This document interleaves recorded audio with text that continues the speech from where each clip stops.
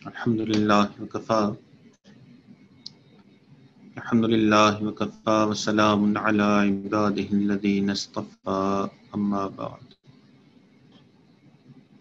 پچھلے چند دنوں سے جو معمولات نقشبندیہ حضرات نے بیان کیے، اس کا پہلا معمول اور اس کے فضائل بیان کیے جا رہے تھے، یعنی استغفار کے فضائل بیان کیے جا رہے تھے۔ آج کی اس مجلس میں معمولات نقشبندیہ کا جو دوسرا معمول ہے اور وہ ہے درود شریف کا پڑھنا، اس کے فضائل بیان کیے جائیں گے۔ مشائخ نے فرمایا کہ صبح 100 مرتبہ پڑھا کریں اور شام کو 100 مرتبہ پڑھا کریں۔ کتابوں میں بہت سارے فضائل موجود ہیں۔ آج کی اس مجلس میں 4 فضائل بیان کیے جائیں گے۔ حدیث پاک میں ویسے تو آتا ہے، نبی علیہ الصلوۃ والسلام نے فرمایا کہ سب سے زیادہ کنجوس اور بخیل انسان وہ ہے کہ جس کے سامنے میرا نام لیا جائے اور وہ درود نہ پڑھے۔ تو درود شریف پڑھنا جو ہے وہ ہمارے اوپر واجب اور لازم ہے۔ درود شریف کے پڑھنے کا مقام یہ ہے کہ اللہ رب العزت نے فرمایا ان اللہ و ملائکتہ یصلون علی النبی، کہ بے شک اللہ اور اس کے جو فرشتے ہیں وہ بھی نبی علیہ الصلوۃ والسلام پہ درود پڑھتے ہیں۔ یا ایھا الذین آمنوا صلوا علیہ وسلموا تسلیما، اللہ نے حکماً فرمایا کہ اے ایمان والو تم بھی درود پڑھا کرو۔ تو قرآن پاک میں درود شریف پڑھنا اللہ کا حکم ہے، درود شریف پڑھنا واجب ہے۔ خاص طور پہ نبی علیہ الصلوۃ والسلام کا نام گرامی جب آئے تو یہ درود پڑھنا واجب ہو جاتا ہے۔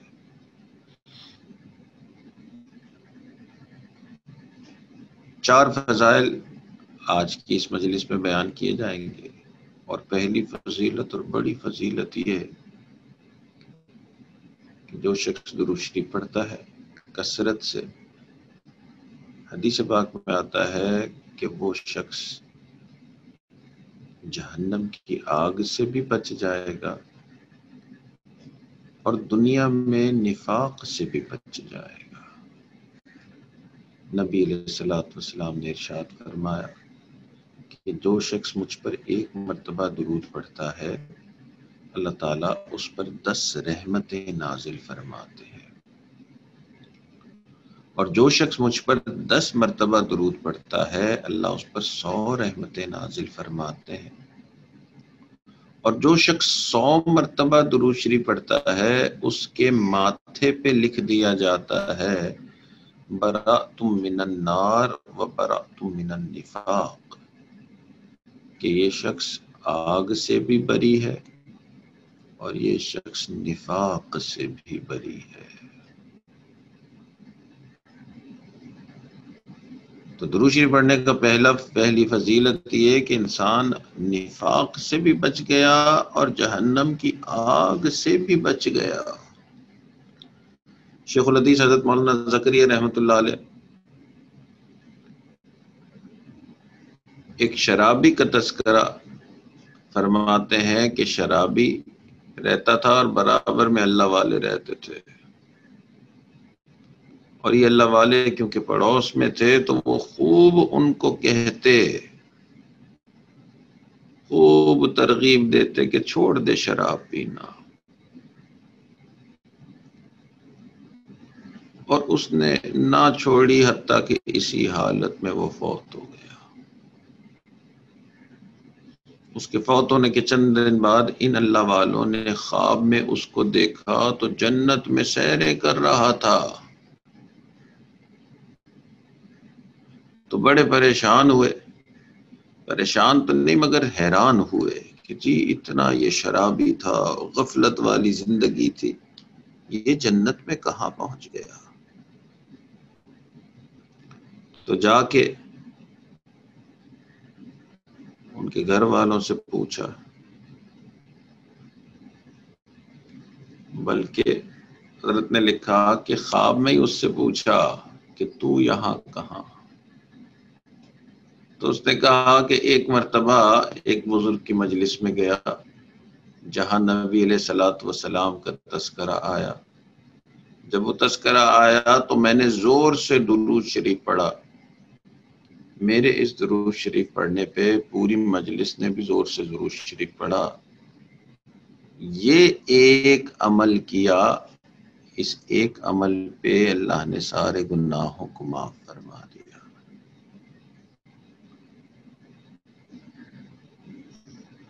تو درود شریف پڑھنے کی فضائل میں سے بڑی فضیلت یہ ہے کہ جو کثرت سے پڑھے گا،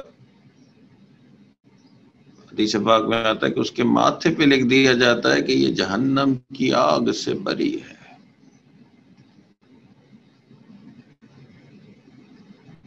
اور درود شریف پڑھنے کی دوسری فضیلت یہ ہے کہ جو شخص کثرت سے درود پڑھتا ہے وہ اللہ کے مقربین میں سے شامل ہو جاتا ہے۔ حضرت کعب احبار رحمت اللہ علیہ مسلمان ہونے سے پہلے یہ یہودی تھے اور یہودیوں کے بڑے عالم تھے۔ تو وہ فرماتے ہیں کہ ہماری کتابوں میں لکھا ہے، اللہ تعالیٰ نے موسیٰ علیہ السلام سے فرمایا، یا موسیٰ اتريد ان اکون اقرب الیک من کلامک الی لسانک، کہ اے میرے پیارے موسیٰ، کیا آپ یہ چاہتے ہیں کہ میں آپ سے اتنا قریب ہو جاؤں جتنی آپ کے الفاظ آپ کی زبان سے قریب ہوتے ہیں؟ موسیٰ علیہ السلام اللہ کے عاشق، اس سے بڑھ کے ان کو کیا دل کی چاہت ہوتی؟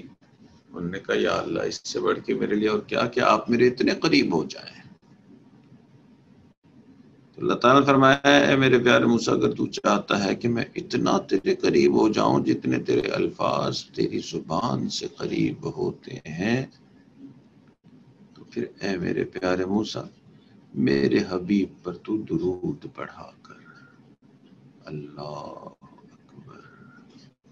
تو درود پڑھنے کا حکم صرف ہم امتیوں کو نہیں، انبیاء کو بھی اللہ نے دے دیا۔ تو اس لیے مشائخ نے ترتیب بنائی کہ جی 100 مرتبہ صبح درود پڑھا کریں، 100 مرتبہ شام درود پڑھا کریں۔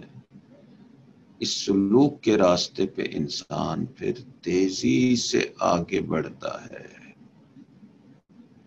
تو سالکین کئی مرتبہ اس تسبیح کو پڑھنے میں غفلت کرتے ہیں۔ یہ ایسے ہی نہیں تسبیح دی ہے، مشائخ نے یہ جو معمولات بنائے ہیں، ترتیب دیے ہیں، ان کے پیچھے بہت اسٹرانگ ایویڈنس ہے کہ یہ اللہ سے ملوانے والے معمولات ہیں۔ تو ان معمولات کو پابندی کے ساتھ کریں، استغفار بھی پابندی کے ساتھ اور درود شریف بھی پابندی کے ساتھ کریں۔ آج ارادہ تو 4 فضائل بتانے کا تھا، مگر 2 باتوں میں 2 ہی فضائل میرے خیال میں مناسب لگ رہے ہیں۔ تو آج 2 فضائل اور کل انشاءاللہ باقی 2 فضائل بیان کیے جائیں گے۔ جزاکم اللہ، وآخر دعوانا ان الحمدللہ رب العالمین۔ دعا کر لیجیے۔